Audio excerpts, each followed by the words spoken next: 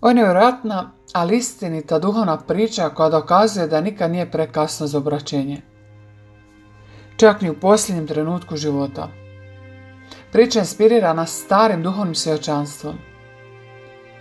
U jednom malom mjestu živjela je žena po imenu Marija. Njezin život bio je pun skandala. Toliko teških da su je smještani doslovno istjerali iz sela. Ona odlazi u šumu, živi sama, no nakon nekoliko mjeseci umire u napuštenoj špilji.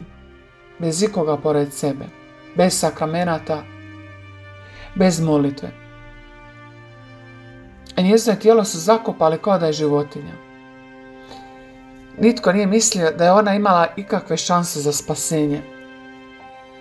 I prošle su 4 godine, a u bližem samostanu živjela je roditeljica Katarina koja je imala naviku da moli za sve pokojne koje je poznavala. Ali za Mariju nije čak ni molila.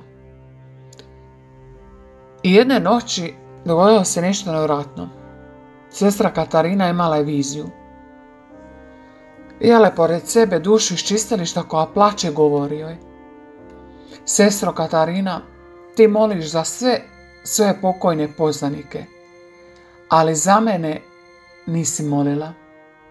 Katarina upita: ali tko si ti? A duša odgovori: ja sam ona Marija koja umrla sama u špilji. Katarina, redovnica, je bila u šoku, rekla je: kako si se ti spasila? I tu počinje pravo čudo. Marija je otkriva: kad sam shvatila da umirem sama, bez ikoga, okružena svojim grijesima, okrenula sam se djevici Mariji. Rekla sam joj: ti si utočište grešnika, svi su me napustili, ti si moja jedina nada, pomozi mi. I djevica Marija je slišala. Izmolila je pokajanje u posljednjem trenutku. Marija je umrla spašena. Nije otišla u pakao, ali to nije sve. Kad je došla pred Božji sud, djevica je izmolila još nešto. Da njeno čistilište bude kraće, ali intenzivnije, da što prije uđe u nebo. I jedno je falilo, da netko za nju prikaže svetu misu. Marija moli Katarinu: daj služiti misu za mene. Čim se služi, bit ću slobodna. Kad uđem u nebo, neću prestati moliti za tebe. Katarina odmah prikazala mise. Nakon nekoliko dana kasnije, novo viđenje, Marija ulazi u nebo, sjaj od sreće, zahvaljuje: hvala ti što si mi pokazala milosrđe, sad je red na mene. Molit ću se za tebe pred Bogom.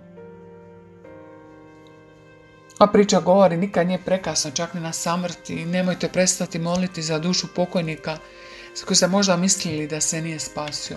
Molite. Djevica Marija, majka milosrđa, posebno za najveće grešnike. Molite za pokojne, vaše molitve i mise stvarno pomažu. I na kraju ne sudite drugima. Bog vidi srce, on čeka do posljednje sekunde. Ako vam se ovo svidjelo, lajkajte, preplatite se i uključite zvono.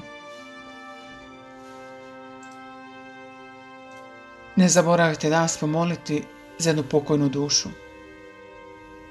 Do sljedećeg puta, Bog vas blagoslovio. Amen.